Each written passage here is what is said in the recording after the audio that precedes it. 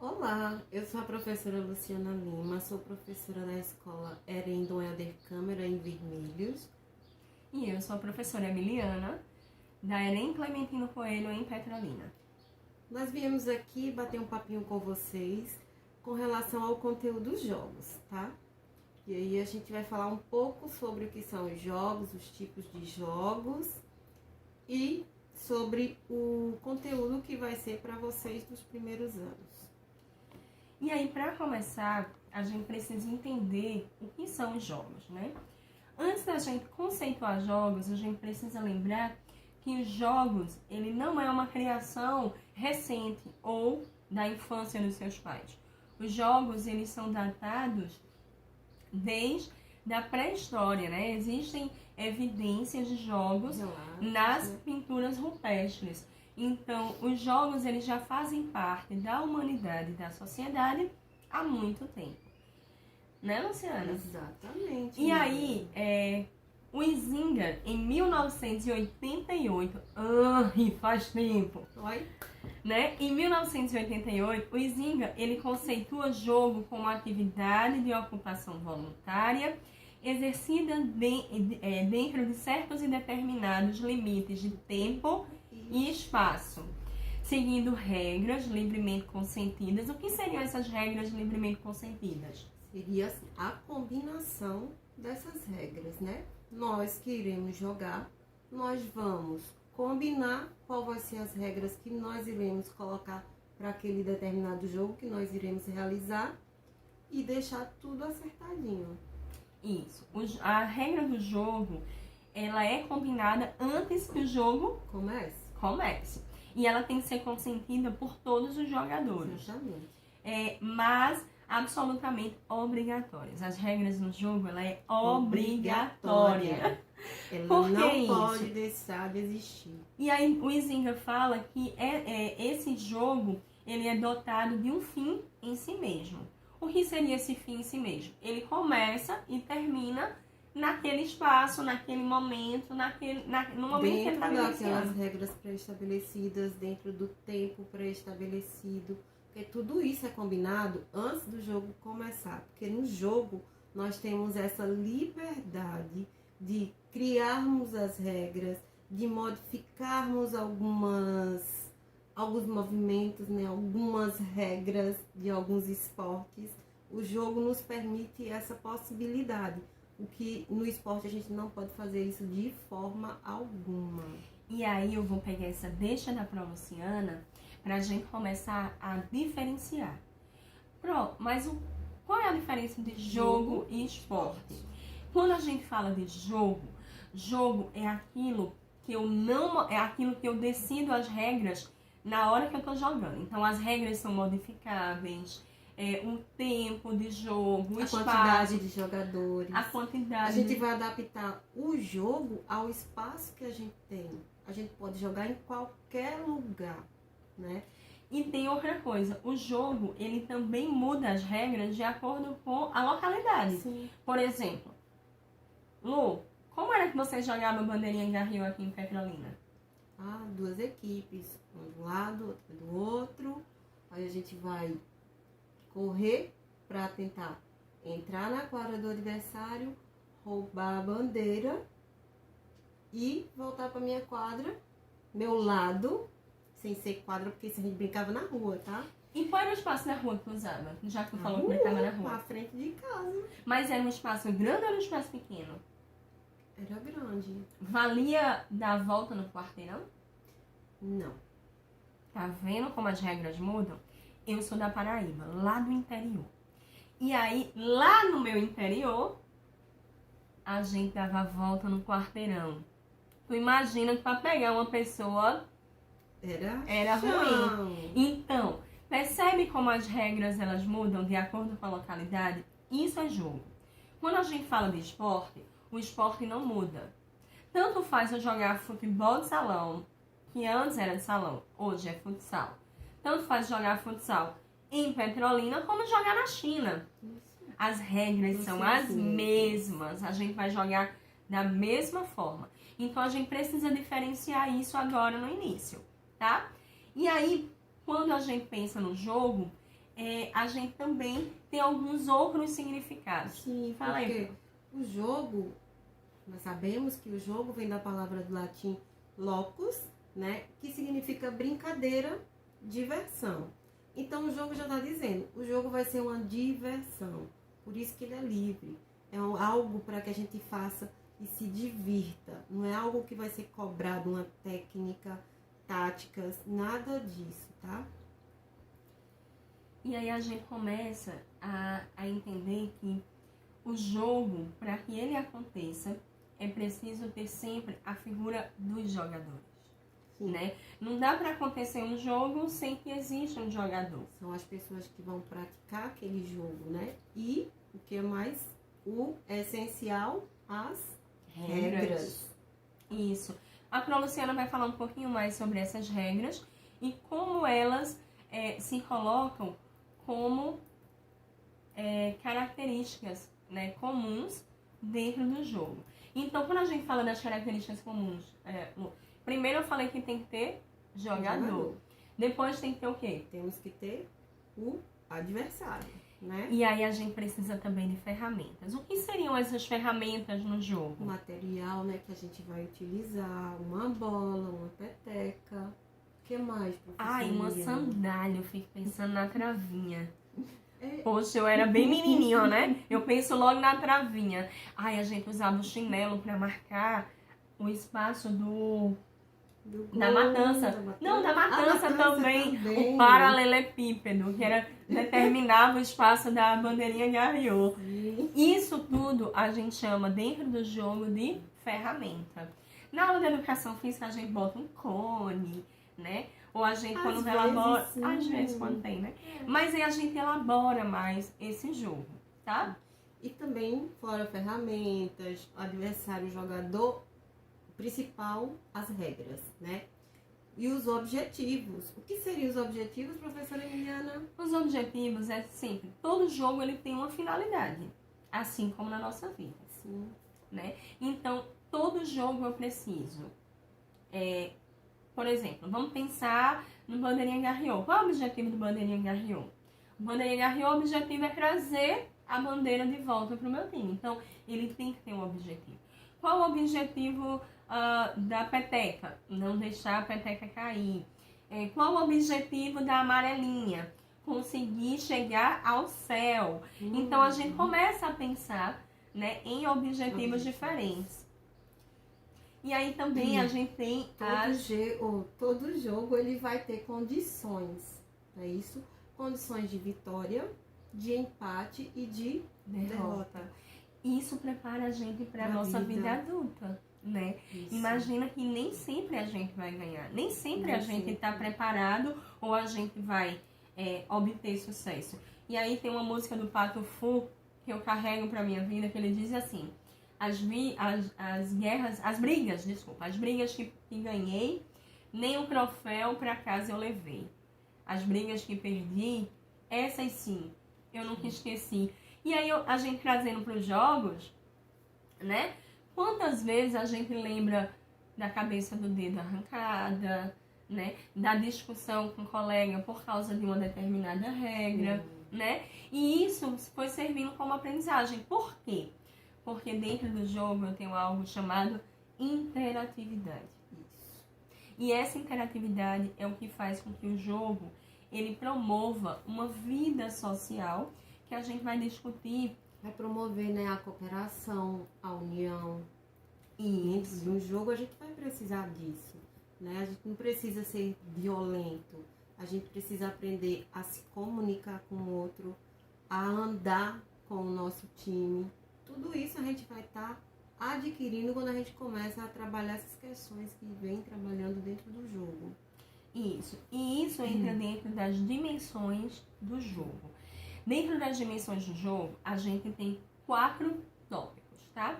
Quais são esses 4 tópicos? O social, o cognitivo, os aspectos motores e o afetivo. E a gente vai falar um pouquinho sobre cada um deles. Vamos começar com o social.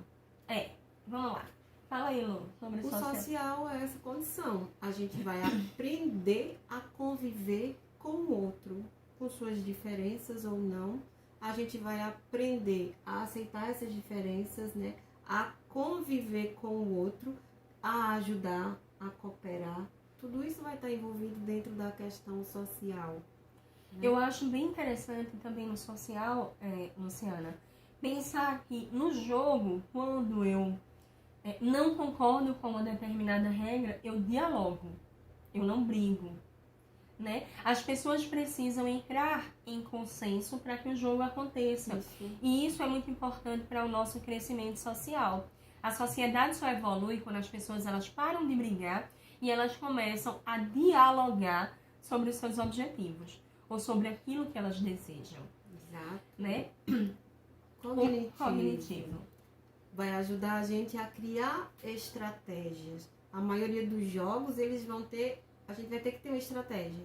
Vamos lá. Eu e Emiliana somos de um time, a gente vai ter que entrar na área do nosso adversário para roubar a bandeira deles e voltar para o nosso time. Então, a gente vai ter que criar um meio. Vamos fazer como? De que forma a gente vai entrar sem que a gente seja pego pelos colegas lá dos adversários e a gente consiga retornar para o nosso lado. Então, a gente vai se reunir, a gente vai combinar um meio que vai ser a estratégia para a gente conquistar a bandeira. E essa estratégia, ela faz o desenvolvimento cognitivo, né? Eu preciso pensar antes de agir. Então, as pessoas acham que quando eu estou jogando, quando eu estou brincando, eu trabalho só o meu físico. Ou quando eu faço algum exercício físico, eu trabalho só do pescoço para baixo. Mentira! A gente também trabalha o nosso intelecto. Porque a gente precisa... é separado do nosso corpo. Isso, né? A gente está totalmente associado. E aí o nosso intelecto ele é trabalhado nesse momento de estratégia, de pensar métodos, de pensar forma. E até antes, quando a gente dialoga sobre as nossas regras. Isso. E o afetivo, Emiliana?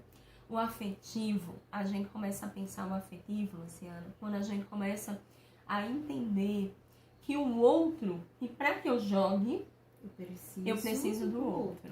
Para que a brincadeira fique legal, para que o jogo fique legal, eu preciso agregar, eu preciso unir. Né? Então, quando eu penso no jogo, eu penso nessa afetividade. Muitas vezes a gente até fala assim, a gente briga durante o jogo, mas que quando acaba o jogo a gente dá as mãos e virou amigo de novo. Por quê? Porque a nossa discussão e o nosso debate e a nossa rivalidade, ela é no jogo. O que não tem acontecido hoje no futebol. Infelizmente. Né? Infelizmente, as torcidas, e aí só problematizando, já que a gente está falando de afetividade, as torcidas, elas estão a cada dia mais esquecendo que torcer é para ser algo divertido. Não existe, e só para deixar uma dica para vocês, não existe jogo se eu não tiver um adversário. Lembra lá das características comuns. Então, assim, quando a gente vai pro estádio, a gente tem que entender que um dos times vai ganhar e o outro vai perder. Isso. Né? Que a gente precisa entender qual é o limite. O meu time só é bom porque o de Luciana perdeu. Né? E o dela só é bom porque o meu ganhou. E o dela só é bom porque o meu perdeu. Então, sempre vai ter um vencedor e um perdedor. E eu acho que as pessoas estão esquecendo desses valores do jogo, né? Imagina que a gente vai discutir por causa de um baba, como vocês chamam, ou de uma pelada, não sei como é que vocês chamam aí, né? E a gente começa a entender que as coisas começam a ser um pouco diferentes. Então, quando a gente fala do jogo, a gente fala nessa afetividade, e essa afetividade, ela precisa ser respeitada, né? E aí a gente vem para os aspectos motores. Fala um pouquinho dele, Lu. Sim, quando a gente trabalha os jogos dentro da escola, a gente vê essa questão de melhoramentos das capacidades físicas, né? Quando a gente trabalha o jogo, a gente vai trabalhar velocidade, força, flexibilidade. Dependendo de qual é o jogo que a gente vai trabalhar, a gente pode trabalhar várias dessas qualidades físicas ou algumas delas. Mas nós vamos estar trabalhando essa questão do melhoramento. Então, o aspecto motor, essas capacidades físicas é que vão melhorar esse aspecto motor. Isso. E aí, a gente divide os jogos em 5 tipos, tá? Podem até ter mais, ou vocês Sim, podem sim, até ouvir sim. falar mais. Mas nesse Nós momento a gente vai se vamos restringir aos 5, tá? Quais são os tipos de jogos? Jogos populares, Jogos esportivos, jogos de salão os jogos cooperativos. e o mais novo, entre aspas, porque não é novo, Não. os jogos eletrônicos. Mas a gente vai deixar isso lá pro terceiro ano. Com vocês, a gente vai falar um pouquinho sobre jogos populares. Bem, quando a gente fala em jogo popular, quando a gente fala em popular, a gente está falando da questão do povo, algo do povo, né? Algo que está ligado a uma cultura, algo que vem de geração para geração, que ele foi transmitido, que veio lá dos nossos pais, que nossos pais conheceram através dos pais deles e assim por diante. Então, os jogos populares são normalmente conhecidos como aqueles jogos de rua, as brincadeiras de rua, pular corda, matança, amarelinha, 5 Marias, né? Meu filho hoje perguntou, mamãe, o que é 5 Marias? E aí eu fui ensinar pra ele. Percebeu como é algo que passa de uma geração pra outra, né? E que a gente não pode deixar que ele se perca, porque depois vocês vão estar ensinando pros filhos de vocês aquilo que vocês aprenderam com os pais, com os avós. Esses jogos até perderam um pouco de espaço devido ao crescimento das cidades, né? A diminuição dos espaços, porque já eles eram realizados nas ruas, tinha-se mais liberdade. Foram sendo construídas estradas, ruas, avenidas, e esses espaços foram sendo diminuídos porque os carros começaram a passar e aí esses jogos começaram a ficar perigosos nas ruas, não é isso? Isso. Mas aí a gente precisa lembrar o seguinte, para que a criança ela se desenvolva, né, em seu aspecto cognitivo, motor, social, afetivo. Obrigada, Lu. A gente precisa que a criança brinque. Isso. Né? E o brincar é o que a gente chama de jogos populares. E normalmente eles são das mesmas condições. Os jogos eles são são decididos pelos próprios jogadores, né? E esses jogos populares, gente, eles mudam de nome de região para região, tá? Porque cada região tem um meio de falar sobre aquele jogo ou de chamá-lo, dizer a matança. A gente conhece, a maioria a gente conhece como matança. Tem lugares que ela é chamada de baliô, baleada, mata-mata. Eu já ouvi muitos nomes. Queimada. Né? E por aí vai. Por exemplo, a gente tá falando muito da bandeirinha Garriô. Eu não conhecia qual o nome bandeirinha Garriô. Eu conhecia como bandeirinha, só. E aí a gente precisa ver outra coisa também. Os jogos populares, eles são tão regionais que em alguns lugares se brincam de uma determinada coisa e outros não. Por exemplo, eu não conhecia cuscuz. Que aqui já tem, né? E o cuscuz, ele foi divulgado a partir das aulas de educação física, quando a gente começa a pesquisar. Eu conheci cuscuz na faculdade, né? Assim como o sete caco também eu não conhecia, né? Porque os jogos que eu brincava eram outros, né? E talvez eu até pudesse conhecer, mas com outro nome. Tem milhares de jogos, né? Porque os jogos, eles são inúmeros. Então, os jogos populares, vamos só revisar esses joguinhos populares, né? Eles são aqueles nossos jogos tradicionais de rua, que acontecem em ruas, em quintais, no pátio da escola, em terrenos baldios, são passados de geração para geração e mudam de acordo com a função da área geográfica, né? Pode mudar o nome, pode mudar algumas regras dele, essas condições, ok? Vamos falar agora dos jogos esportivos para você. Os jogos esportivos, como o próprio nome já diz, ele se baseia em um determinado esporte. E aí, como é que é assim? Professora, mas como assim? Por exemplo, quando eu penso na travinha, a travinha é um jogo ou a travinha é um esporte, Luciana? A travinha seria um jogo que vai me possibilitar trabalhar habilidades que existem em alguns esportes. Vamos lá, futebol de salão, futebol de campo, que é mais Eliana. A gente pode pensar, se a gente começar a trabalhar a questão de espaço, a gente começa a trabalhar espaços também de outras modalidades. Lembrando, se eu penso numa quadra, né, e se eu penso em esportes com pé, eu não só tenho futebol, eu tenho outras modalidades, né, e muitas vezes a gente não conhece. Exatamente. Né? Por exemplo, vocês já jogaram hóquei? Não. Dá pra jogar na sua escola? Dá sim. Como? Adaptando. Exatamente. Ou seja, ele deixa de ser um esporte que tem um espaço, uma regra delimitada e a gente começa a trabalhar os fundamentos dessa modalidade esportiva. Então, o que é um jogo? A ser um jogo. O que é um jogo esportivo? O jogo esportivo, para resumir, são jogos que eles são criados ou construídos para que o aluno ou o praticante, né, ele consiga desenvolver habilidades ou fundamentos ou regras, ou aprenda regras também de um determinado esporte. Só colocando para vocês. Imagine que vocês vão jogar matança, queimado, baleou, como vocês chamem. Vocês acham que dá para trabalhar fundamentos de uma determinada modalidade esportiva? Vamos lá, gente. Dá para pensar? Pois é.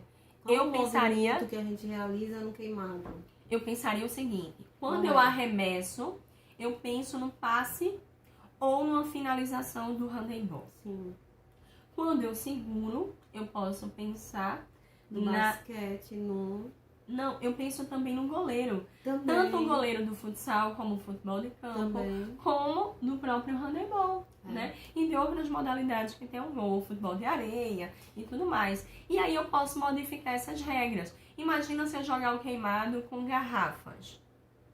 Ao invés de matar o indivíduo, eu tenho que derrubar a garrafa dele com o pé. Então eu posso jogar as mesmas regras do queimado usando fundamentos do futsal. Entenderam o que é um jogo esportivo? É fazer com que vocês aprendam uma modalidade esportiva a partir do jogo. Ok, gente. A gente vai ficando por aqui e mais à frente a gente vai aprofundar em outros conteúdos, tá? O conteúdo do bimestre vai ser jogos, como vocês já perceberam. Até mais. Beijinho. Beijo. Tchau. E foi um prazer estar com vocês hoje.